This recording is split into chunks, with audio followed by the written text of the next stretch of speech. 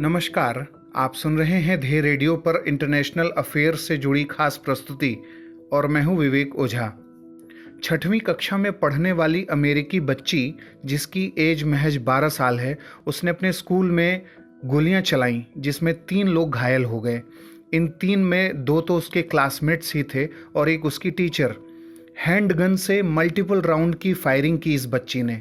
12 साल की बच्ची अमेरिका में ऐसा काम कैसे कर सकती है, यह सबके जहन में यह सवाल उठ रहा है। यह अमेरिका के जेफरसन काउंटी के रिग्बी मिडिल स्कूल में घटित हुई घटना है।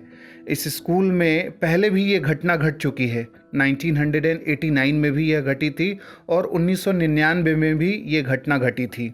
यह जो जगह है, जो स्कूल है, ये येलोस्टोन नेशनल पार्क के 145 किलोमीटर दक्षिण पश्चिम में स्थित है।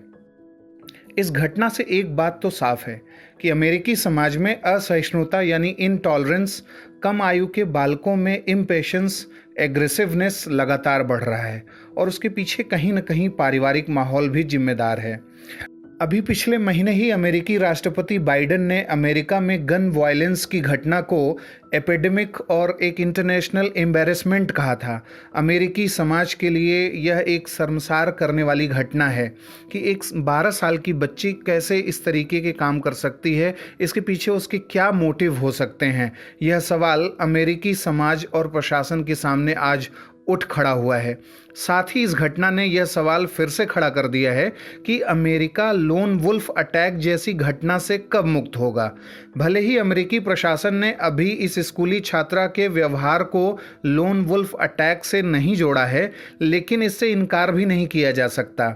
इस पर आगे चर्चा करने से पहले यह जान लेना जरूरी है कि लोन वुल्फ अटैक है क्या, जिससे अमेरिकी समाज के ताने बाने यानी सोशल फैब्रिक्स को बहुत ही क्षति पहुंच रही है।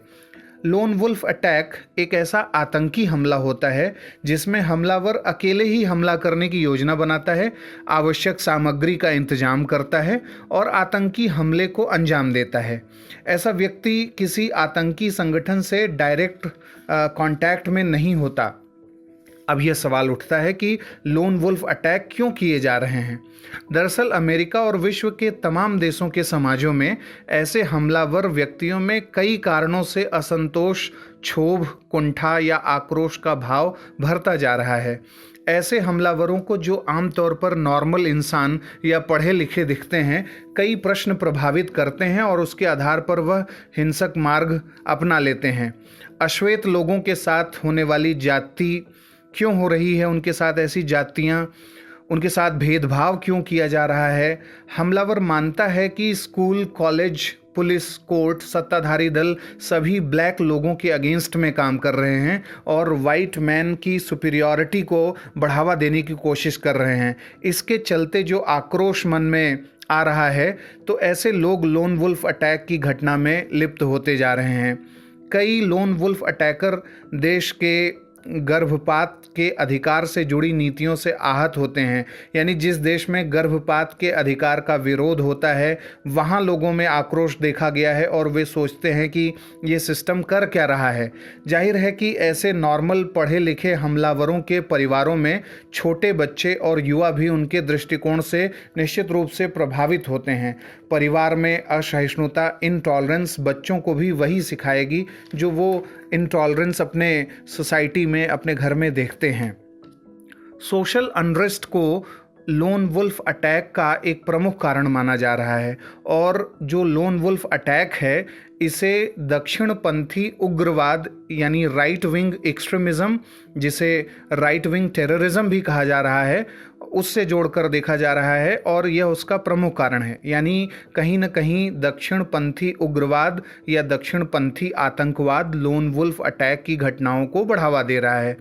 Me too campaign, black lives matter जैसे आंदोलनों और सरकारी नीतियों के खिलाफ होने के चलते लोगों में आक्रोश बढ़ा है। कई और ऐसी बातें सोसाइटी में हैं जिनसे लोगों में आक्रोश होता है और वो आक्रोश में आकर के ऐसी घटनाओं को अंजाम दे रहे हैं। जैसे हम रेसिज्म को देख सकते हैं, नस्ल भेद से उपजा जो कुंठा है, जो एक मतभेद की स्थिति लोगों के मन में उभर रही है।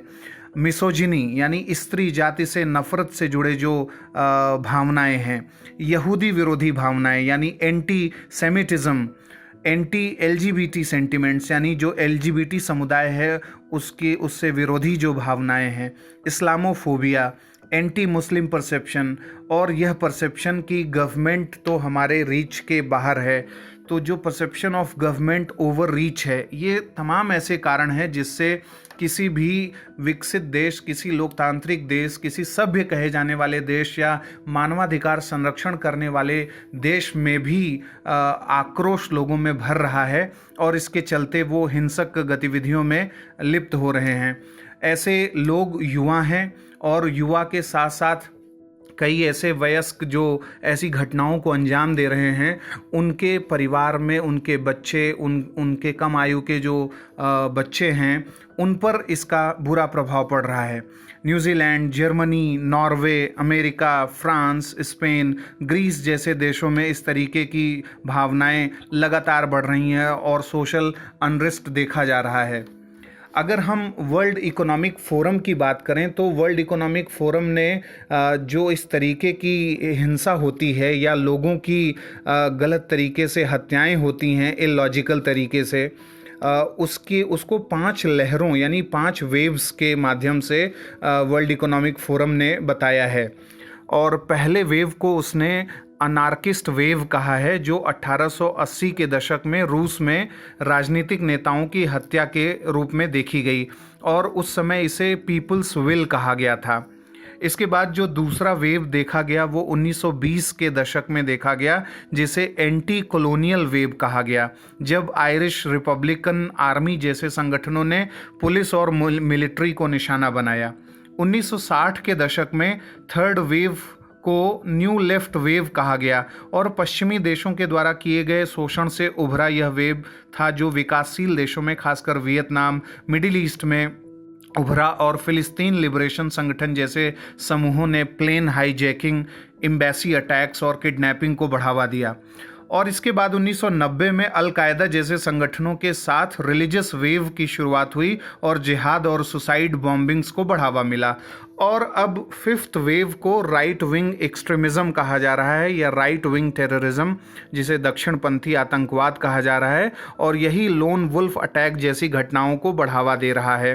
तो भारत में भी गृह मंत्रालय लगातार इस बात के लिए चिंतित रहा है कि लोन वुल्फ अटैक और डू इट योरसेल्फ जैसी घटनाएं बढ़ सकती हैं। इससे बच्चे भी प्रभावित हो सकते हैं, कम उम्र के लोग भी, स्कूली छात्र छात्राएं भी प्रभावित हो सकती हैं। और इसके अलावा तमाम ऐसे बच्चे हैं या जो स्कूली छात्र हैं, उनको देखा गया है कि वो कई इंटरनेशनल जो टेररिस्ट ऑर्गेनाइजेशंस हैं उससे जुड़ने की उन्होंने कोशिशें करी हैं। तो कुल मिलाकर हम ये कह सकते हैं कि अमेरिका जैसे बहुसांस्कृतिक समाज में, मल्टी कल्चरल जो एक सोसाइटी है, उसमें इस तरीके की घटनाएं मानवता और समाज और सभ्यता के जो पैटर्न्स हैं, जो प्रतिमान हैं, उसके खिलाफ हैं। और अमेरिकी समाज को अपना एक पुनर्मंथन करना पड़ेगा कि वहाँ समाज में किस तरीके के असंतुलन की स्थितियाँ हैं जिसके चलते इस तरीके की घटनाएं घट रही हैं, और इसके समाधान के लिए प्रशासन के स्तर पर, साहित्य, शिक्षा, कला, संस्कृति, सभी स्तरों पर इस तरीके के समुचित नीतियां बनानी पड़ेंगी जिससे सहिष्णु समाज और एक समावेशी जो समाज है, इंक्लूसिव सोसाइटी है, उसका निर्माण हो सके।